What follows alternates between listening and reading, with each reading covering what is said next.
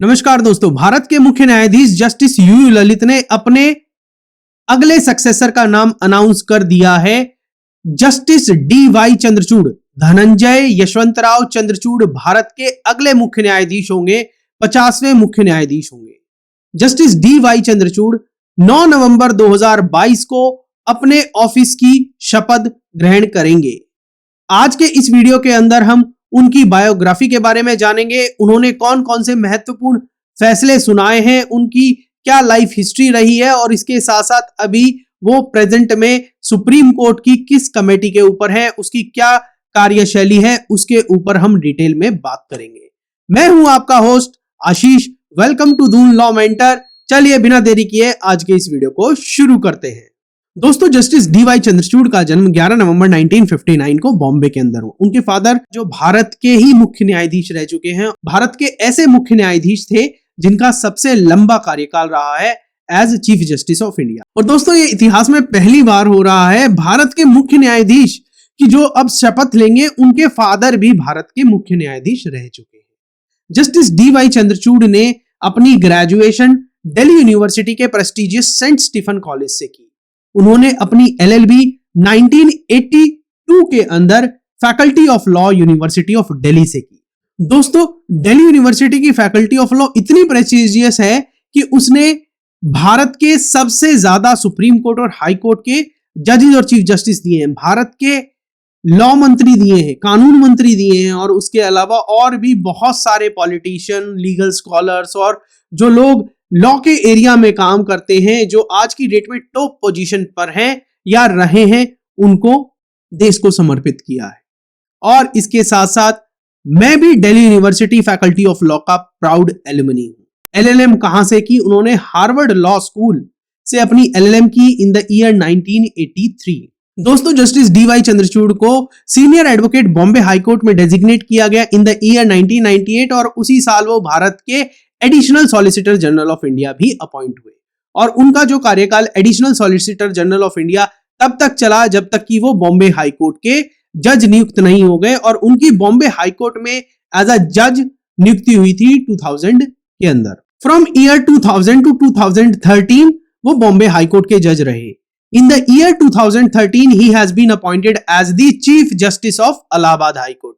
Allahabad high court के chief justice के रूप में उन्होंने सन 2013 के अंदर शपथ ग्रहण की, और वो इलाहाबाद हाई कोर्ट के चीफ जस्टिस कब तक रहे? अगले लगभग 3 सालों तक, जब तक उन्होंने सुप्रीम कोर्ट के अंदर एज अ जज का पदभार ग्रहण नहीं कर लिया। उन्होंने 13 मई 2016 को सुप्रीम कोर्ट के जज के रूप में पदभार ग्रहण किया। अब वो चीफ जस्टिस ऑफ इंडिया के रूप में पदभार ग्रहण करेंगे और वो अपने पद की शपथ 9 नवंबर 2022 को लेंगे। इसके साथ साथ वो सुप्रीम कोर्ट की ई कमेटी के भी चेयरमैन हैं और नेशनल लीगल सर्विस अथॉरिटी के भी चेयरमैन हैं।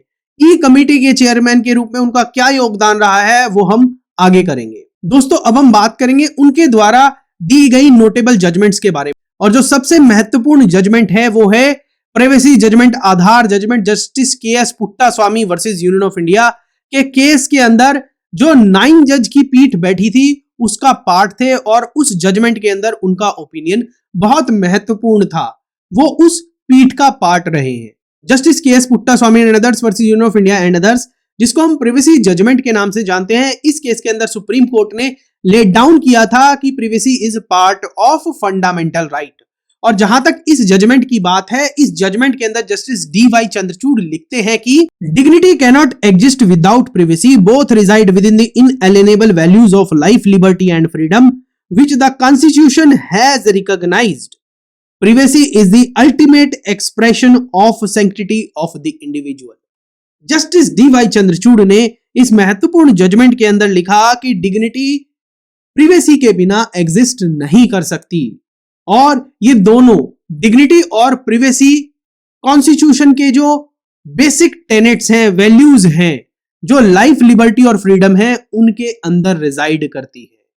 और जहां तक प्रिवेसी की बात है, डिग्निटी की बात है, it is the expression of ultimate sanctity of the individual. Justice D Y. Chandrachud ने फ्री स्पीच से रिलेटेड भी बहुत सारी जजमेंट सुनाई हैं।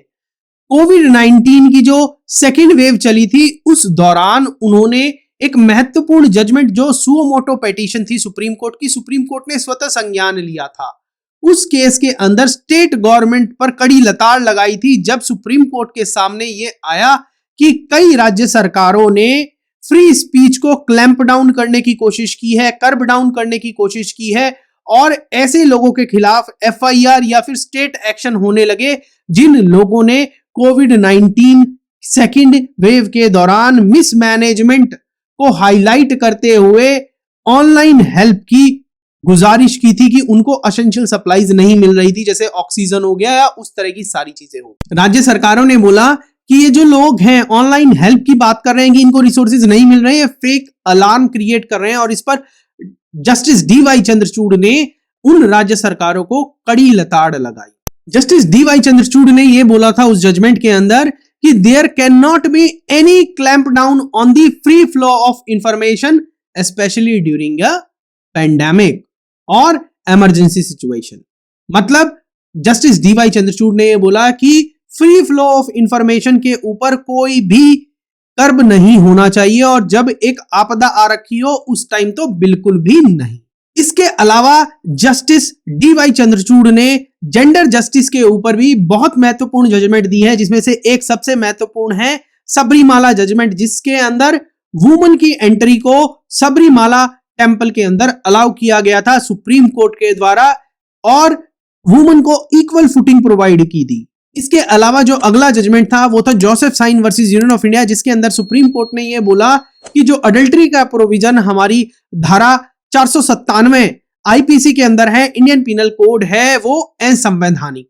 दोस्तों इनके अलावा और भी बहुत सारी जजमेंट्स जस्टिस डीवाई चंद्रचूड़ ने इंपॉर्टेंट जजमेंट पास की हैं या उस पीठ के पार्ट रहे हैं जिन्होंने ऐसी जजमेंट सुनाई है, चाहे वो लेबर लॉज पे हो, कमर्शियल मैटर्स पर हो या फिर दूसरे मैटर्स पर हो। दोस्तों justice DY Chandrachud supreme court की ई कमेटी के भी चेयरमैन हैं और जो ये ई कमेटी है इसकी क्या क्या रिस्पॉन्सिबिलिटी है, ई कोर्ट्स प्रोजेक्ट को इंप्लीमेंट करना, जजमेंट फाइंडर सॉफ्टवेयर को इंप्लीमेंट करना, ई फाइलिंग सिस्टम को रोबस्ट करना और जो अभी आपने हाल ही में देखा होगा कि सुप्रीम कोर्ट की प्रोसीडिंग्स पहली बार लाइव स्ट्रीम हुई थी, वो रिस्पॉन्सिबिलिटी भी इसी ई कमेटी की थी।